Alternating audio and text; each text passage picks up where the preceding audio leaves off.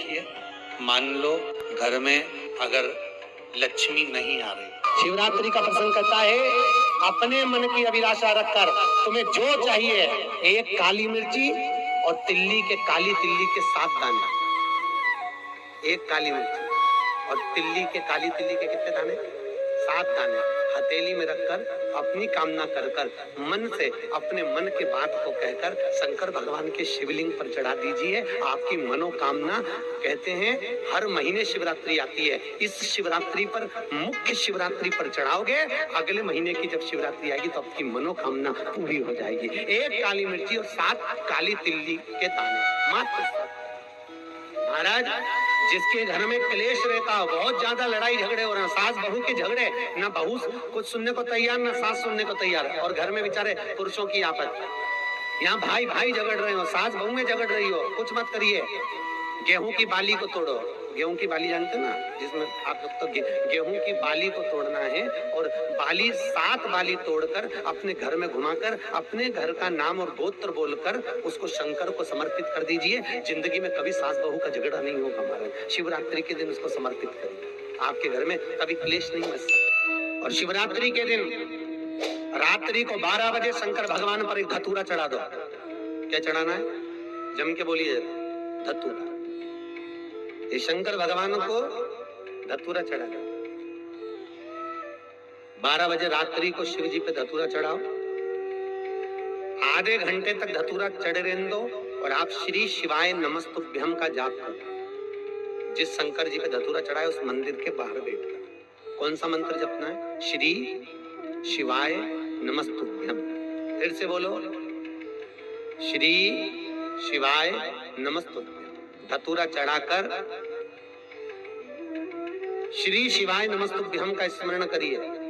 और जो दुकान नहीं चलती हो, घर में लक्ष्मी नहीं टिकती हो, खेत में फसल अच्छी नहीं आती हो, संपदा नहीं आ रही हो, बस उस धतूरे को लाल वस्त्र में बांधकर अपनी दुकान में, अपने व्यापार में, अपने घर में रात को 12:30 बजे उठाकर लाओ, और 4 बजे के पहले उसको अपनी दुकान, व्यापार, व्यवसाय में उसको बांध दीजिए। और अगर जो जमीन फसल सही नहीं दे रही हो, वो जमीन में ले जाकर गाड़ दीजिए। आपको जीवन में कभी तकलीफ नहीं भोगना पड़ेगी, लक्ष्मी बढ़ती चली जाएगी, संपदा बढ़ेगी। जो व्यक्ति ज्यादा बीमार रहता हो, बहुत बीमारी उसको घेरे रहती हो, परेशान रह रहा हो, बीमारी बनी हुई है, तो बोर चढ़ाइए। बेर, क्या बोलते हैं यहाँ पर? बेर की बोर, वो खाने वाला बेर जो होता है, उस बेर को 7 बेर ले लो, और 7 बेर को लेकर अपने ऊपर से घुमाकर शिवरात्रि की दोपहर के 12 बजे शंकर भगवान के शिवलिंग पर ले जाकर उस बेर को चढ़ा दीजिए। आपका रोग, आपकी बीमारी मात्र 3 महीने के अंदर समाप्त हो जाए। शिवरात्रि के दिन बेर चढ़ाने का बड़ा महत्व है। और शिवरात्रि पर चढ़ा हुआ वो बेर उठाकर ले आइए, और उस बेर को उठाकर रख लीजिए। मान लो किसी को उदर से जुड़ी हुई जब तकलीफ रहती है, पेट से जुड़ी हुई तकलीफ रहती है, पेट से जुड़ी हुई कोई भी प्रॉब्लम हो, अगर पेट से जुड़ा हुआ कोई भी रोग आपको लग गया और डॉक्टर की दवाई चल रही है, सारी औषधि चल रही है, जो शिवरात्रि पर आपने बेर चढ़ाया है, वो बेर अगर आपके यहाँ रखा हुआ है, वो बेर उस रोग वाले व्यक्ति को खिला दीजिए। आधे घंटे के अंदर पेट का दर्द, पेट की तकलीफ, पेट का कैसा भी रोग होगा, एकदम आराम लग जाएगा। उस बेर में इतना दम, इतना प्रबलता आ जाती है शंकर को, जो शिवरात्रि के दिन बेर चढ़ाया जाता है। वो केवल शिवरात्रि के दिन करने का होता है। कहते हैं जिसका व्यापार ना चले, व्यवसाय ना चल रहा हो, बहुत ज्यादा कष्ट में जीवन निकल रहा हो, और बहुत ही ज्यादा तकलीफ हो रही हो, तो धतूरे को हल्दी में डुबोकर शंकर भगवान को शिवरात्रि के दिन रात को 12 बजे समर्पित करें। उस धतूरे को वापस उठा लाएं 5-10 मिनट के बाद, श्री शिवाय नमस्तुभ्यम बोलकर लाल कपड़े में उसको बांधकर व्यापार वाली जगह में कहीं पर भी उसको बांध दिया जाए। व्यापार पीछे नहीं हटता, व्यापार अग्रण्य भाव में बढ़ता चले जाता है। महाराज, उस धतूरे को केवल परंतु शिवरात्रि के दिन रात को 12 बजे ही किया जाए, हल्दी में डुबोना पड़ता है।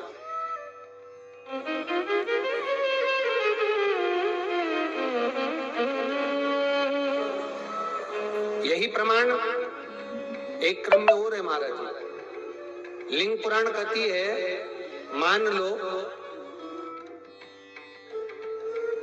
किसी व्यक्ति को कोई एक भारी बीमारी हो गई, बड़ा रोग हो गया, और वो रोग डॉक्टर कह रहा है कि ये ठीक नहीं होना है, बहुत तकलीफ उसमें है और कष्ट ही कष्ट है, वो ठीक नहीं हो रहा, दवाइयां लग रही, गोलियां खा रहे हैं, तो महाराज उसका भी वर्णन है। 7 धतूरे, कितने धतूरे लेना है? 7 धतूरे। कोई सी भी शिवरात्रि से मतलब महीने में एक बार शिवरात्रि आती है, प्रत्येक महीने आती है। किसी भी शिवरात्रि के दिन 7 धतूरे लेकर, एक धतूरे में मूली, लच्छा, नाड़ा लपेटकर चंद्रमौली भगवान का स्मरण कर उस मौली को लपेटकर 6 धतूरे में हल्दी लगाकर शंकर भगवान की जो जलाधारी है, जलाधारी में आपको पहले भी वर्णन किया है,